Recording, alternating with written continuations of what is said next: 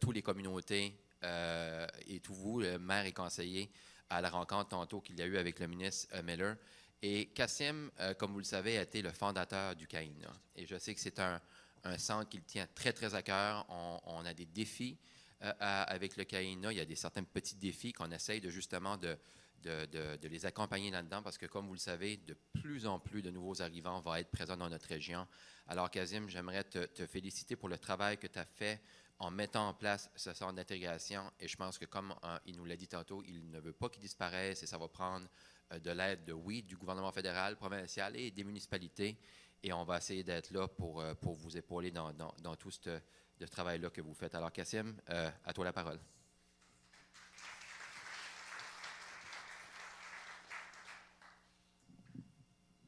Ajuster le micro. Merci beaucoup, Monsieur Cormier, notre député. Monsieur le ministre Miller, bienvenue ici à Caraquet, dans la péninsule acadienne. Distingués invités, gens des médias, bonjour. Donc, ce matin, ça a été un privilège pour moi, à titre de président de la CSR, de pouvoir rencontrer le ministre et m'entretenir avec lui sur le sujet de l'immigration. Comme vous le savez, au niveau de la CSR, c'est un sujet qui est prioritaire comme dossier au niveau de la table des maires et de la communauté rurale de Miscou. Depuis 2023, la CSR a eu comme mandat un mandat qui s'est ajouté à au niveau de la CSR, soit la croissance régionale, qui passe par le développement économique, la main-d'œuvre. Et quand on dit main-d'œuvre, on parle aussi d'immigration. Et pour la péninsule acadienne, on a un centre d'accueil, d'intégration d'établissements qui s'appelle le CAINA, Comité d'accueil, d'intégration et d'établissement des nouveaux arrivants, qui fait un travail formidable. Et le but d'avoir ce centre-là dans la région était justement de standardiser l'approche au niveau des services qui sont offerts dans toutes les municipalités de notre région.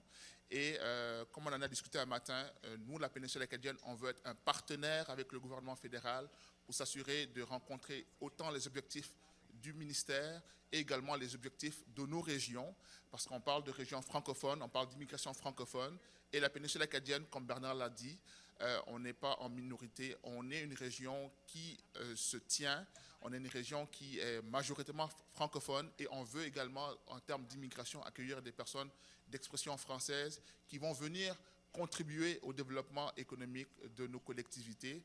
Et cela se fait en partenariat avec le ministère fédéral, les provinces, la province plutôt, et également les différentes municipalités. Donc c'est un travail de collaboration que j'ai réitéré encore au ministre ce matin, que l'on veut mettre de l'avant. On veut continuer à peaufiner notre relation avec le gouvernement fédéral pour s'assurer que la péninsule acadienne puisse tirer son lot de toutes les stratégies qui vont être mises de l'avant par le gouvernement fédéral en termes d'attraction de nouveaux arrivants.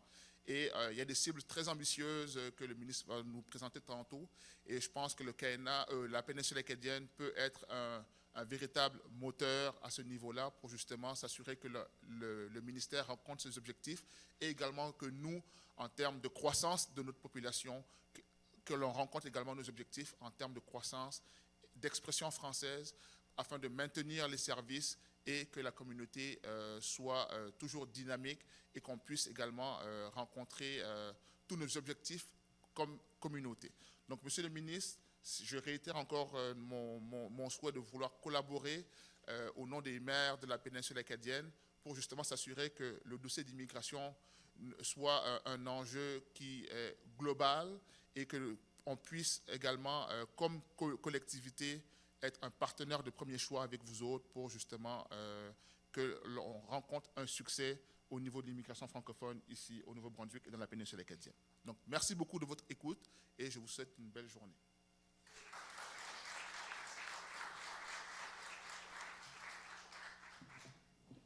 On va rebaisser le micro. Merci, Kassim, pour ces bons mots. Et encore une fois, on a eu des très bonnes rencontres depuis ce matin. Ça va continuer cet après-midi. Juste avant de vous présenter, laisser la parole à Marc. Vous savez, l'immigration, moi, quand j'étais secrétaire parlementaire à l'immigration, ça a été, je pense, probablement un de mes plus gros défis en termes de député. Quelque chose d'extrêmement, extrêmement complexe à comprendre, quelque chose d'extrêmement difficile à expliquer aux gens aussi comment important que c'est l'immigration, et surtout dans des régions rurales où parfois on a une vision de l'immigration qui n'est pas très belle, on a beaucoup de préjugés, mais la meilleure façon d'accepter ça, c'est justement de l'expliquer aux gens et de faire participer nos enfants, nos jeunes dans le milieu éducatif. Moi, Isabelle, l'autre jour, on a eu, et je vous raconte ça, on a eu je dirais un bel événement à la maison l'autre jour. Isabelle, tu vas t'en rappeler. On a beaucoup de nouveaux arrivants, comme vous le savez, dans la région. Et on invite à la maison, les enfants invitent leurs amis à la maison et on invite cette personne-là, un jeune nouvellement arrivé dans la région. Et on est à la table, il soupe avec nous et on a fait une fondue. Pour lui, c'était extraordinaire. Il n'avait jamais mangé ça, une fondue. Et nous, ben, ça nous a permis aussi de lui poser des questions, d'où il venait, sa famille et tout ça. Un jeune de 9 ans, Isabelle, je pense, parle 5 ou 6 langues, c'est ça? Pour nos enfants, c'est incroyable d'entendre justement de la bouche de cet enfant-là son parcours, comment de fois il a déménagé, les guerres dans son pays, pourquoi il est ici. Alors, quand ce jeune est arrivé chez lui, Isabelle a reçu un appel de ses parents le lendemain pour lui demander qu'est-ce que vous avez mangé chez vous. Le jeune a dit, c'est comme si il était dans un film au cinéma. Et il voulait savoir qu'est-ce qu'on avait mangé. On a dit, une fondue. Alors, la meilleure façon que les personnes qui viennent dans nos régions, si on veut les intégrer, c'est de les inviter dans vos demeures. S'il vous plaît, prenez une journée pour un souper, un dîner, pour connaître justement le parcours de ces gens-là et vous verrez que votre vision de l'immigration, ce que vous pensez, va changer pour le mieux. Alors, juste avant aussi, merci à mon équipe d'être là. Jocelyne, Janice, Léopold qui travaillent d'arrache-pied à mon bureau. J'ai Sylvie à Ottawa et j'ai Gilles. Gilles est le responsable maintenant des dossiers d'immigration à mon bureau. Je vous mets en perspective. De 2015 à 2019, si à mon bureau on traitait 1 à 2 à 3 cas d'immigration par mois, là, on était comme contents parce que c'était nouveau pour nous autres et ça nous permettait de travailler là-dessus. Depuis 2019, j'ai en moyenne 100 cas par mois. Alors, ça vous montre un peu comment l'immigration a pris de l'importance et le préjugé qu'on a aussi que ces gens-là viennent voler nos emplois, mais c'est pas vrai du tout. Ces gens-là viennent, au contraire, faire en sorte que nos gens qui travaillent dans nos hôpitaux, dans nos usines, dans nos restaurants, puissent conserver leur emploi. Parce que sans ces gens-là, on va avoir un sérieux problème au niveau de tous nos commerces, de tous nos établissements qu'on a, mais on va avoir un sérieux problème aussi, comme Marc va vous l'expliquer, dans nos régions francophones, comme ici, à garder ce poids démographique-là qui est très important au niveau francophone. Alors, c'était mon pitch aujourd'hui pour vous. Moi, sans plus tarder, ça me fait plaisir encore une fois de vous présenter mon collègue et ami Mark Miller, qui est ici pour nous annoncer encore une fois des mesures très ambitieuses de notre gouvernement qui vont favoriser justement l'épanouissement des communautés francophones en situation minoritaire partout au Canada. Et je ne pense pas qu'il y avait un meilleur endroit pour toi, Marc, d'être ici à Caraquet, dans la péninsule acadienne, et dans la plus belle circonscription au Canada, plus belle que la tienne, ça je suis sûr, Acadie Bathurst. Alors Marc, à toi la parole. Merci d'être ici.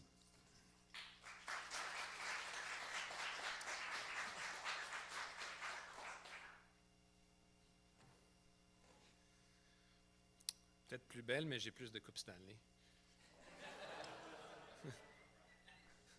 Ça commence bien. Il fait froid, hein? Fait un petit froid dans la pièce. C'est pas la faute du fédéral, quand même. Vous n'allez pas blâmer le fédéral. Merci à toi, Serge. Merci de votre accueil hier soir, Serge et Isabelle, qui nous ont servi un très bon souper acadien, c'est-à-dire des sushis. Évidemment, on a parlé de façon professionnelle de tous les enjeux. C'est pas la chance que j'ai à tous les jours de venir ici puis de passer 4-5 jours dans la péninsule acadienne ou au Nouveau-Brunswick. Merci évidemment à Bernard, Cassim, Isabelle, aussi à tout le monde qui est ici pour m'accueillir aujourd'hui. Je suis très conscient que ce n'est pas des politiques publiques du gouvernement fédéral qui font la une des journaux ou les nouvelles le soir, mais c'est les politiques qui vont assurer la pérennisation de quelque chose qui est très, très, très, très important pour vous, c'est-à-dire le fait francophone ici en Acadie, en la péninsule acadienne. Avant de commencer, évidemment, j'aimerais souligner que nous sommes réunis tous sur le territoire ancestral, non cédé de la nation Mi'kmaq. Évidemment, nous rendons hommage aux Premières Nations qui sont ici, évidemment, réaffirmons nos liens qui sont avec eux. Je sais que c'est un peu le coup des politiciens de se promener un peu partout au pays, puis de dire à tout le monde leur connexion, même superficielle, avec l'endroit. Pour moi, évidemment, vous savez que je ne suis pas acadien, mais j'ai du sang acadien qui coule dans les veines. Mon père venant de la Nouvelle-Écosse, j'ai du boutier dans ma famille, donc c'est cool de me sentir chez moi. Mais plus que ça, j'en ai pas parlé publiquement tant que ça, mais mon arrière-grand-père est né à New Bandon en 1864.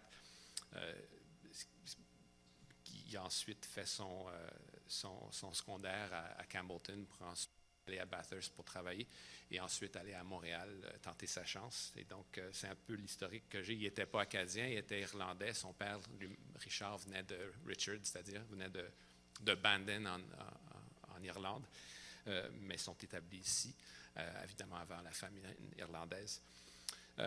Et donc, c'est cool de me sentir, je ne suis pas chez moi, mais de me sentir quand même chez moi, puis d'avoir cette petite historique qui est quand même cool, émotionnelle pour moi aussi, de voir les lieux où se sont établis une partie de ma famille. Comme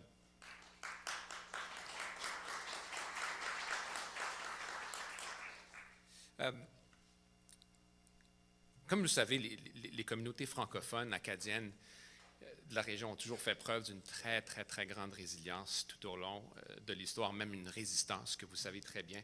Et c'est grâce à cette fierté, cette intégrité, votre patrimoine, la volonté non seulement de l'avoir perduré, mais d'évoluer. Puis aujourd'hui, on parle vraiment d'évolution. L'accueil communiste de l'immigration, l'accueil des nouveaux arrivants d'expression française est un élément fondamental de cette évolution.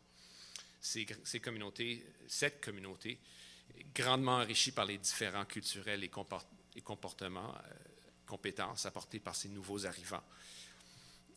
Canadians understand the value of immigration for the economy, but as New Brunswick's example proves, it's also a way to nurture and diversify the communities that we live in. L'une de ces priorités essentielle du plan d'action quinquennal pour les langues officielles du gouvernement du Canada annoncé en avril dernier, c'est l'immigration francophone. Évidemment, pour ça, ça prend de l'argent, ça prend du cash. Et nous avons prévu un investissement de 137 millions sur 5 ans pour appuyer ce plan d'action même.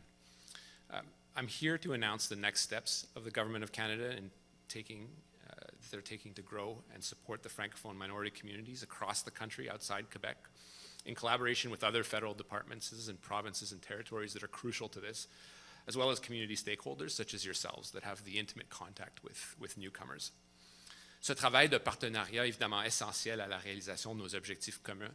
J'ai mentionné les gens qui sont sur le terrain, les gens qui travaillent à la mairie, le maire lui-même, les intervenants, le gouvernement provincial, fédéral, qui, évidemment, les gens qui sont ici sur le terrain, ce sont les gens qui côtoient, évidemment, de façon quotidienne, les gens qui viennent ici développer notre pays, épanouir ce beau pays qu'est le Canada. Alors, aujourd'hui, IRCC lance une nouvelle politique en matière d'immigration francophone qui guidera des actions de mon ministère afin de favoriser le développement économique et l'épanouissement des communautés francophones en milieu minoritaire partout au Canada. Les mesures que mon ministère mettra de l'avant incluent notamment les efforts liés à la promotion et au recrutement renforcé au Canada comme à l'étranger et la mise en œuvre d'un nouveau programme et de mesures dédiées à l'immigration économique francophone. Je vous dis que par le passé, on pourrait accuser le gouvernement fédéral de n'avoir pas très bien fait sa job pour accueillir les gens d'expression francophone au pays, puis je pense que la critique serait juste. L'importance d'aujourd'hui, c'est de mettre en place une structure pour s'assurer qu'il y a une pérennité et non seulement de travailler sur le volume qui est excessivement important, je vous en parlerai dans quelques secondes, mais d'assurer qu'on ait des pistes de solutions pour assurer que les gens qui sont ici sont bien accompagnés, qu'il y a des pistes de solutions pour accueillir des enseignants, pour accueillir des gens de différentes voies pour pouvoir faire épanouir les communautés. Évidemment, c'est le travail du gouvernement fédéral d'amener les gens au pays, mais ça prend ces jours-ci une implication plus accrue pour s'assurer qu'on ait des programmes, et c'est ça l'essentiel de la politique, qui puisse survivre, évidemment, espérons, n'importe quel parti politique. La croissance de l'économie canadienne doit être synonyme, évidemment, avec l'augmentation et de la prospérité de toutes les communautés francophones. À cela s'ajoute le nouveau programme en appui à l'immigration francophone qui financerait des projets novateurs dans le but d'accroître l'immigration francophone au pays entier.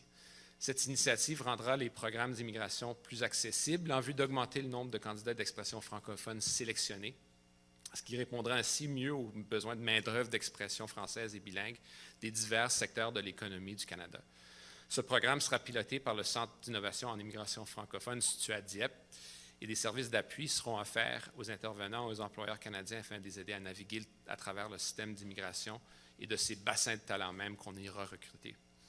Entrée express, c'est-à-dire une voie d'entrée plus rapide, est maintenant la principale voie d'immigration afin d'attirer les nouveaux arrivants d'expression française et bilingues ayant les compétences recherchées.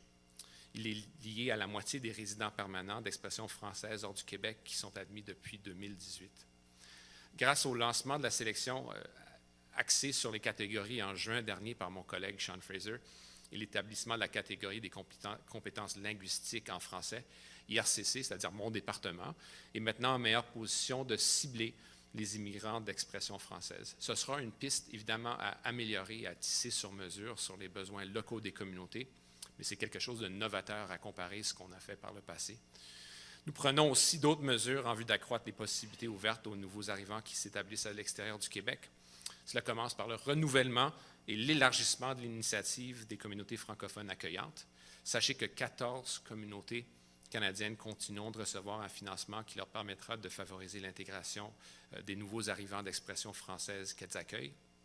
Et de janvier, à titre d'information, 2020 à juin 2023, c'est-à-dire au cours des 3 derniers mois, plus de 4000 résidents permanents d'expression francophone ont choisi ces communautés. On s'en est parlé, on en a parlé avec le maire. Serge, évidemment, a milité comme il le fait toujours au sein de notre caucus. En vue de cette initiative, nous allons sélectionner jusqu'à 10 autres communautés qui participeront à son élargissement. Évidemment, on a parlé de Caraquet.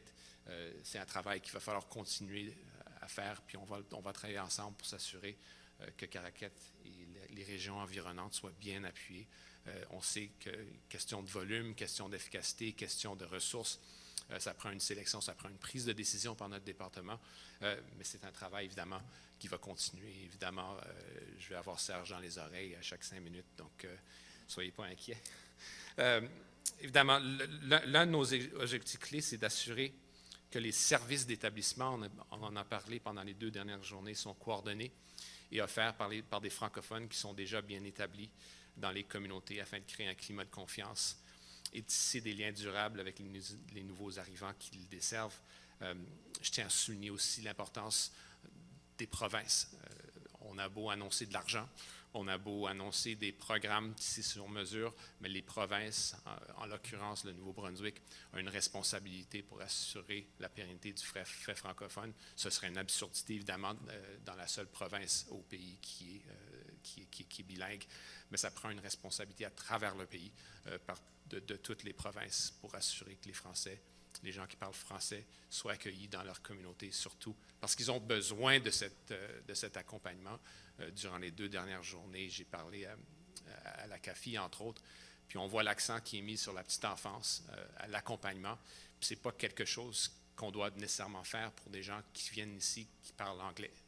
Il faut réaliser que cette situation minoritaire en est telle où quelqu'un qui vient ici, qui parle français, a besoin de services qui sont tissés sur mesure. Et j'ai été surpris de façon positive de l'emphase qui est mise sur la petite enfance, pour s'assurer que les gens qui sont ici, surtout les jeunes, soient accompagnés, parce que c'est ça la clé de l'intégration. Nous allons aussi mettre en place un nouveau corridor d'immigration visant à attirer les enseignants d'expression française pour le primaire et le secondaire afin d'encourager à immigrer et à s'établir dans des communautés francophones en situation minoritaire. Je parle assez souvent à la FCFA, puis c'est clair qu'il y a un manque d'enseignants. La communauté, on parle d'infrastructure. l'axe principal quand on parle de ces enjeux, c'est l'éducation, c'est l'accompagnement en santé, c'est les besoins en logement. Est-il de s'assurer une communauté vive et qui puisse avoir une pérennité du fait francophone sans avoir évidemment les enseignants qui parlent français et qui puissent enseigner en français. Je suis heureux d'abord, et dans le contexte où je vous ai dit que le gouvernement fédéral n'a pas toujours fait son travail en s'assurant que le volume de francophones qui viennent au pays soit tel qu'il puisse être à la hauteur de nos attentes. Évidemment, avec la nouvelle loi sur les langues officielles, on a maintenant, dorénavant, un devoir légal d'assurer le rétablissement au seuil de 1971. On est loin d'être là. Mais cette année, on a dépassé la cible qui était historique l'année dernière de 4,4 à 4,7 Et dans le plan d'action, on a établi des mesures qui sont ambitieuses.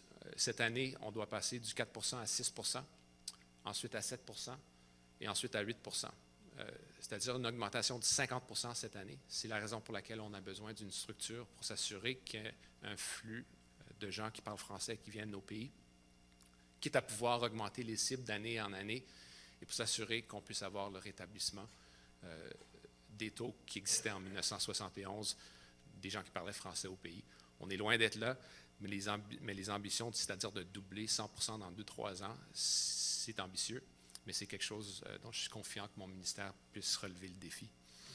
As I mentioned in French, these targets are ambitious, but we believe they're also realistic and achievable. IRCC has done what we set out to do in the past 2 years, and we can do even better in the future. 100% increase over the next 3 years is something that we need to work hard to do, and we need to put the structures in place that we're talking about today that hopefully can survive pretty much any administration. This is something that we should all be proud of. Je suis confiant qu'avec une nouvelle politique et ces nouvelles mesures, le soutien des partenaires ici au Nouveau-Brunswick, ainsi qu'à travers le pays, on va pouvoir augmenter les gens qui parlent français, qui ont la capacité de rester ici. On sait très bien qu'il y a des pôles d'attraction qui attirent le monde vers Montréal, vers Toronto, vers Vancouver, vers Calgary, vers Edmonton. Mais c'est clair que de garder les gens en région, c'est un défi qui dépasse simplement mon devoir d'assurer que le volume est à la hauteur des attentes. C'est un travail à faire en intégration, puis ça prend les gens dans la pièce, ça prend des gens dans la communauté, puis ça prend cette acceptabilité sociale qui je suis sûr, avec l'accueil acadien que j'ai reçu, va être à la hauteur pour les gens qui vont venir ici dans les années à suivre. Donc, je vous remercie. Merci de l'accueil. Je vous remets dans les mains de Serge. Merci.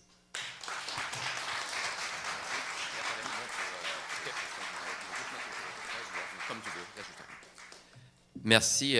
Juste avant de prendre les questions des médias, merci Marc pour ces bonnes nouvelles. Et je sais que c'est peut-être un peu complexe parce qu'on sait que l'immigration, c'est complexe, mais vous allez voir que dans les semaines et les mois à venir, il va y avoir beaucoup d'emphase justement de mis sur ces nouveaux programmes, ces nouvelles façons de faire pour augmenter le nombre de francophones qui vont venir dans nos régions. Encore une fois, je vais être vraiment clair, c'est important de conserver le poids démographique, surtout au Nouveau-Brunswick, la seule province bilingue, que je pense que vous savez tous qu'on tient à bout de bras avec des gouvernements des fois qui sont un peu plus hostiles justement aux faits francophones.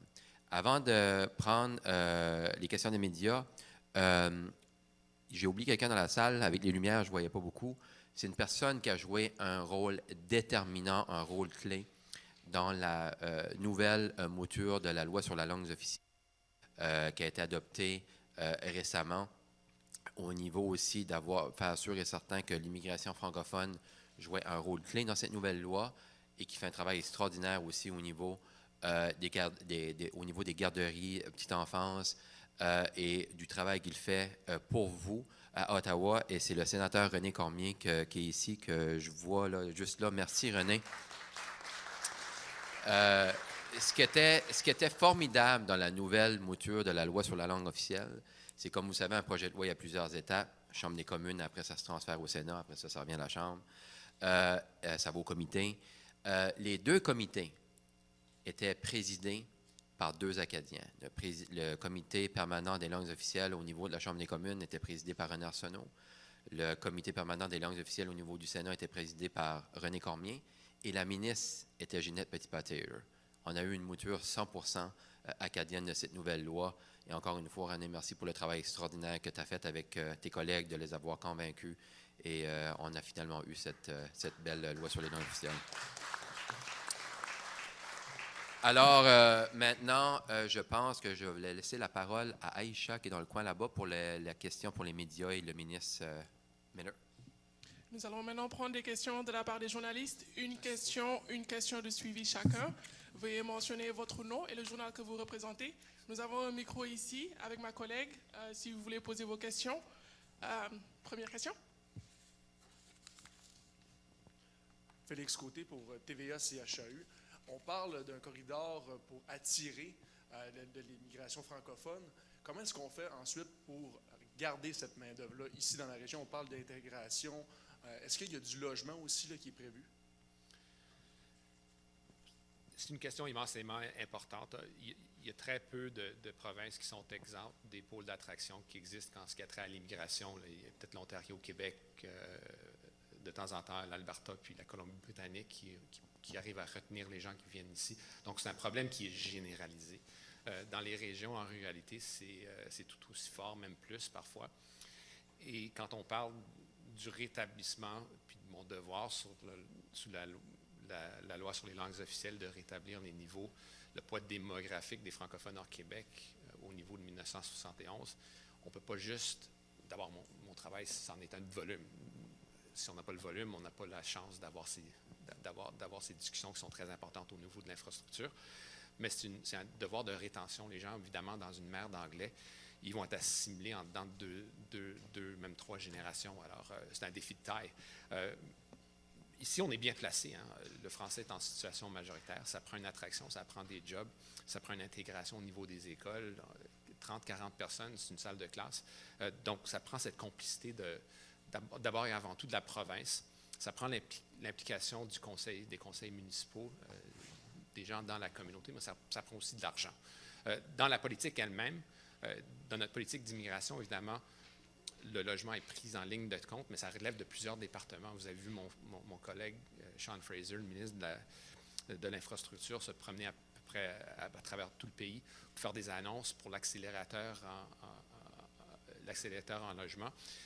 C'est clair que ça doit affecter tous les gens qui rentrent. Ce n'est pas une question de donner une maison à chaque immigrant qui vient ici. Il y aurait une question d'équité. Mais c'est clair que ça prend l'implication du gouvernement fédéral pour accélérer le logement.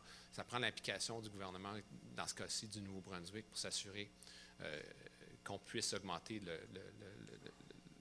l'offre en logement à travers le pays. Donc, strictement parlant, cette politique vise à favoriser de façon plus fine et de façon plus chirurgique les gens qui viennent ici, c'est-à-dire d'être un pôle d'attraction pour les enseignants, de favoriser la résidence permanente pour des gens qui parlent déjà un français impeccable, qui est à les établir ici. Mais évidemment, en même temps, on ne peut pas traiter les immigrants comme du bétail puis les dire de ne pas se déplacer. Là, c'est clair que ça arrive à vous et peu à moi, et on ne peut pas les empêcher. Mais c'est une question de culture, d'attraction dans le coin. Puis je pense que la région de Caraquet, l'Acadie en général, est très bien placée pour les gens qui veulent faire épanouir l'identité, puis l'identité, ça passe à travers la langue. Et si je peux me permettre, juste pour au niveau du logement, on sait que le logement abordable au niveau des nouveaux arrivants va être très important, mais au niveau des gens locaux aussi. Et soyez à l'écoute parce que, comme Marc l'a dit tantôt, l'accélérateur de logement, on avait un gros programme. Il y aura de belles annonces qui vont venir dans un avenir très rapproché à ce niveau-là pour les différentes communautés de la région de l'Acadie-Bathurst. Alors, on s'attaque au problème et vous allez voir que prochainement, on aura des annonces en temps et lieu pour ces programmes-là. En deuxième temps, en fait, on sait qu'il y a de l'emploi, donc on peut attirer de la main-d'œuvre, c'est attirant. Mais comment on peut être certain que cette main-d'œuvre-là va être qualifiée pour nos niveaux d'éducation ici? On parle d'enseignants, par exemple. Comment est-ce qu'on peut s'assurer que ces nouveaux arrivants-là vont être qualifiés pour enseigner à nos jeunes? C'est un peu ça. Puis le niveau le contrôle j'ai beau gueuler à tue-tête sur la reconnaissance des diplômes. la Cour suprême me dit très clairement que c'est la responsabilité des provinces. Il y a un travail supplémentaire à faire de coordination avec les provinces pour s'assurer qu'on puisse arrimer la reconnaissance des diplômes pour que les gens puissent travailler comme enseignants. Puis, évidemment, dans des pistes qui sont très prisées, les pays développés se font la compétition pour des gens, pour des enseignants, pour des infirmiers, pour des infirmières. Donc, il y a une certaine logique, puis une nécessité pour les provinces de s'ajuster, puis de mieux reconnaître les diplômes, puis les reconnaissances qui sont dans toutes les professions, non seulement dans l'enseignement. La Colombie-Britannique fait du travail, la Nouvelle-Écosse en a fait aussi, l'Alberta en fait. Alors, il y a aussi une compétition interne pour essayer d'arrimer notre façon et d'accélérer le fait que quelqu'un qui vient ici avec toutes les qualifications puisse avoir un job à la hauteur des attentes. C'est pas évident. Puis, historiquement, on n'a pas nécessairement fait le meilleur travail en s'assurant qu'il y avait une intégration à ce niveau-là. Les gens sacrifient peut-être leur génération pour la prochaine génération, mais c'est pas la façon de faire. Ça cause des problèmes d'intégration, mais ça laisse de l'argent sur la table. Ça, c'est du travail, évidemment, à faire de coordination avec les provinces. C'est un travail qui est ouvert, mais si je peux tirer des conclusions de mes rencontres avec mes collègues des provinces, dont Arlene Dunn à la fin de l'année, d'ailleurs, je vais la rencontrer demain, c'est du travail que les gens sont prêts à faire parce que c'est important puis c'est criant comme besoin. Prochaine question.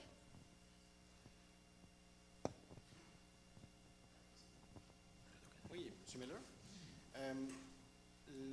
Vous avez parlé de votre cible de 8 d'ici quelques années dans les seuils d'immigration francophone hors Québec, là, mais la FCFA demande 12 même qu'on dit que c'est 10 pour ne serait-ce que stabiliser le déclin. Est-ce qu'on a une date de quand on va atteindre le 10 et le 12 Ce que j'ai dit, j'ai rencontré la FCFA Yann hier à Moncton, et ce que j'ai toujours dit à la FCFA, puis pour tous ceux qui prônent des seuils qui sont plus ambitieux, c'est que je ne veux pas faire le coup du politicien qui fait n'importe quelle promesse, mais qui ne peut pas rencontrer, les seuils, puis quitte à que la déception soit présente que future. Mais c'est clair que je suis ambitieux, mais réaliste en même temps. Dans le contexte d'un département, d'un gouvernement qui a de peine de misère, atteint le 4 voilà 2 ans, 4,4 4,7 cette année. On vise le 6 l'année prochaine, cette année, puis ensuite 7 et 8. C'est quand même ambitieux de devoir doubler quelque chose qu'on n'a jamais fait de notre vie. Ceci étant dit, puis ayant donné ce coup de barre au département, je pense que les gens vont relever le défi. Ça passe par la mise en place de structures telles que j'ai annoncé aujourd'hui. La façon de le faire est tout aussi importante que le fait de le faire avec le volume. On a un inventaire, mais ce n'est pas une question de cocher la boîte francophone puis de faire rentrer la personne. C'est une question d'avoir le programme adéquat en place, s'assurer que le volume est à la hauteur, qu'on puisse être plus ambitieux dans notre façon de recruter les gens à l'extérieur du pays. On est quand même choyé, évidemment, parce que le français, c'est la 5e, 6e, 7e langue au monde. Donc, il y a un certain bassin de la population où on va pouvoir aller recruter.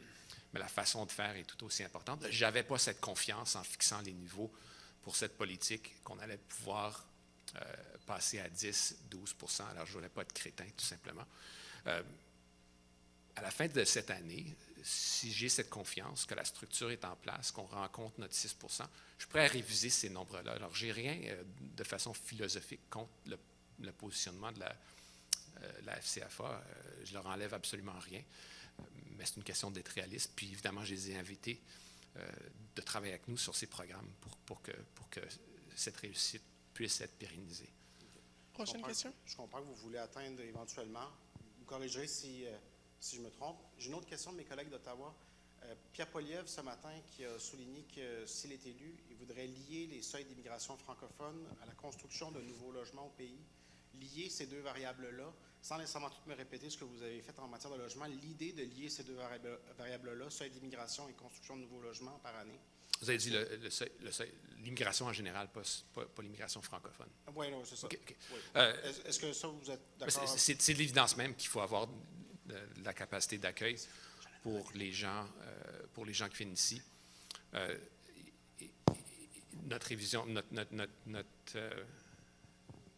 révision stratégique qu'on a faite au sein de notre département il y a 6 mois nous les a dit en toutes lettres. Mais il faut que ça dise, faut que ça puisse dire quelque chose de, est-ce que c'est une maison par personne qui rentre au pays? 50% des résidents permanents sont déjà ici. Ils ont présumément déjà un logement. Je pense que le détail est très important. C'est clair que le logement est important au niveau de l'abordabilité, puis de pouvoir s'assurer que le parc de logement est abordable, de logement abordable est là. Mais encore, ça prend un plan. Monsieur Poilievre, avec tout respect et dans les slogans, dans la mise en œuvre, je pense que ça manque à l'appui. Alors, ça va prendre un certain détail. Il a cette fâcheuse idée, une bonne idée, quand même, de mettre de l'argent dans les poches des gens. Mais les 2 mesures qui critiquent le prix sur le carbone, c'est quelque chose où il y a une remise où 8 sur 10 des ménages reçoivent plus d'argent. Alors, est-ce qu'ils proposent d'éliminer cet argent-là qu'on remet dans les poches des gens? Ils n'ont aucune position sur les garderies. Ça, c'est plusieurs milliers de dollars dans les poches des gens. Alors, pour moi, c'est un peu mystérieux, son plan. Puis évidemment, c'est de l'évidence même qu'il faut des logements pour accueillir les gens qui viennent ici. Alors, je m'attends à un plan, mais ça prend du leadership sérieux. Et c'est pas sérieux ce qu'il propose. Prochaine question. Moi, juste pour ajouter là-dessus. Prochaine question. Juste pour ajouter là-dessus, au niveau de Pierre Poilievre, si Pierre Poilievre devient premier ministre du Canada demain, l'immigration francophone prendra le champ. Avez-vous vu les commentaires d'une de ses députées qui a exigé à une de nos ministres de s'exprimer en anglais d'un comité?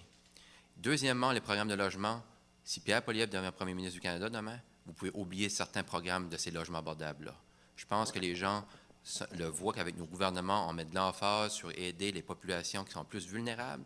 C'est ce qu'on va continuer à faire, mais je ne pense pas qu'un gouvernement avec Pierre Poilievre continuera dans la même veine que le gouvernement fédéral présentement. Merci. Prochaine question.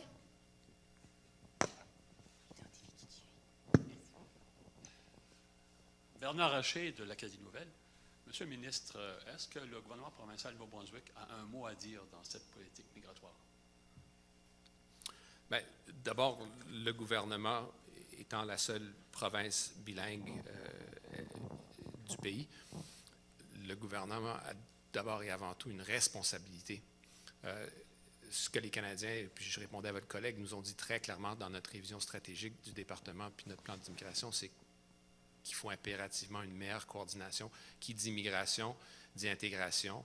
On parle d'infrastructure, on parle de maisons, on parle d'abordabilité, on parle d'éducation, on parle de santé, toutes des responsabilités qui sont de nature provinciale. Alors, ma préoccupation principale, c'est le volume qui n'a jamais été à la hauteur en ce qui a trait aux gens qui parlent français. D'abord d'augmenter ça, mais de s'assurer qu'il y a un arrimage avec ces enjeux qui sont cruciaux, que ce soit ici, que ce soit en Colombie-Britannique, en Alberta. C'est important d'arrimer, de coordonner notre façon de faire. Les vents qui souffrent contre l'immigration, puis le Canada n'est pas exempt au monde. Je pense parle et on a vu ça dans les sondages, parle surtout au Canada, non pas de la xénophobie, mais de la capacité d'accueil, la capacité d'être coordonné. Puis ce que les gens nous en veulent, c'est d'être mal coordonné, c'est-à-dire des délais d'attente, s'attaquer aux délais d'attente. Ça, c'est ma responsabilité. Ça a été mieux dans l'année qui s'est écoulée qu'auparavant. D'être mieux coordonné avec les provinces, avec les villes, puis s'assurer qu'il y a des fonds à l'appui pour l'intégration, l'accompagnement, tout aussi crucial dans ce qui a trait aux francophones dans les petites communautés. Alors, le gouvernement du Nouveau-Brunswick, on développe notre politique, ça fait suite à la rétroaction qu'on a eue. Évidemment, on ne veut pas se faire de la compétition, on veut s'assurer qu'il y a des effets d'accélération en ce qui a trait à nos nos efforts, puis leurs efforts. Mais c'est sûr qu'il y a de la responsabilité. Il y a un programme de nomination provinciale qui donne une certaine agence au gouvernement du Nouveau-Brunswick, à plusieurs gouvernements provinciaux à travers le pays, mais ils ont une responsabilité qui vient avec. Alors, c'est important, mais c'est clair qu'on a notre rôle à jouer, mais que la province a leur rôle à jouer, puis dans la promotion du fait francophone, une responsabilité primordiale auprès des provinces. Dans vos discussions avec la province du Nouveau-Brunswick, est-ce que la province formule des demandes particulières? Les provinces ont toujours des demandes. Mais oui. Quelles sont-elles? Ben, je continue ma conversation que j'avais eue à Toronto avec la ministre Dunn demain. Et je pense que ça va être positif. Elle s'est montrée ouverte. Elle a d'ailleurs parlé avec notre département sur l'importance de s'assurer que les gens d'expression française puissent venir ici, qu'on ne se fasse pas de la compétition. On ne devrait pas se faire de la compétition évitant de donner le bassin qui existe à travers le monde. Mais il y a une volonté et une ardeur au travail que j'ai sentie auprès d'elle. Même si j'ai eu par le passé des désaccords assez arrêtés avec le gouvernement du Nouveau-Brunswick. Merci. Y a-t-il une autre question dans la salle? Il nous reste 5 minutes, donc on peut refaire une autre tournée s'il y a d'autres suivis. Alix de Radio-Canada. Vous avez parlé dans le programme des communautés francophones accueillantes que Caracat en ferait peut-être partie. Est-ce qu'on parle de Caracat ou de la péninsule acadienne? Je vois qu'il y a aussi des représentants du Chupagan et Tracadie. Ce serait de la région.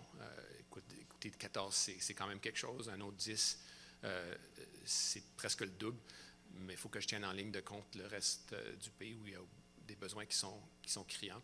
C'est une conversation qui va se poursuivre. Mais évidemment, les gens d'ici vont avoir leur mot à dire. Puis je sens un engouement, puis le besoin qui est là, qui est palpable. Et aussi, on a eu le campus ici à l'Université de Chupagan. Dans les derniers jours, je n'ai pas tout à fait compris. Est-ce que vous avez proposé de mettre un plafond sur l'immigration des étudiants étrangers? Il y a un aspect ici que je n'ai pas saisi, puis est-ce que ça concerne l'Université de Chupagan? Je dirais que j'ai pas une université en tête ou une institution en tête en ce qui a trait au défi de volume. Il y a beaucoup de défis au sein de notre programme d'étudiants internationaux, des enjeux de fraude, d'intégrité du système, un écosystème qui a été utilisé par plusieurs institutions pour pallier le sous-financement des institutions postsecondaires par les provinces historiques. Il y a, je dirais, de façon générale, sans m'emporter, que je n'ai pas tant de préoccupations que ça en ce qui a trait au Nouveau-Brunswick. Il y a certaines autres provinces qui battent de l'aile, qui vont faire un devoir supplémentaire. Ce n'est pas moi qui le dis, c'est le vérificateur général de ces provinces qui leur a dit très clairement, mais ils n'ont rien fait. Donc, on a un défi de volume. Le cap que je propose de mettre, je dirais, n'aura pas d'impact significatif sur le Nouveau-Brunswick, mais c'est une conversation qu'il va falloir continuer. Je compte faire une annonce plus approfondie dans une couple de semaines. D'autres questions? OK. Cela conclut cette conférence de presse. Serge. Non, vas-y. Any other questions? D'autres questions? Ben, alors, merci tout le monde. Merci, Marc, encore une fois, pour ta présence à Caracat. Merci pour la feuille de route un peu qu'on va travailler dessus pour les prochaines semaines, prochains mois. Merci à tout le monde d'avoir été présent. On a quelques minutes avant d'aller par Bathurst. Fait que, Marc, j'aimerais te présenter à quelques personnes. Pour ceux dans la salle, serrer des mains. On sait que tu aimes ça, serrer des mains. Fait que moi aussi. Mais juste, encore une fois, merci. Je vous souhaite une bonne année. On est encore dans le mois de janvier. Alors, encore une fois, on va se revoir très prochainement, nous, pour des belles annonces pour Acadie Bathurst. Merci. Bonne fin de journée.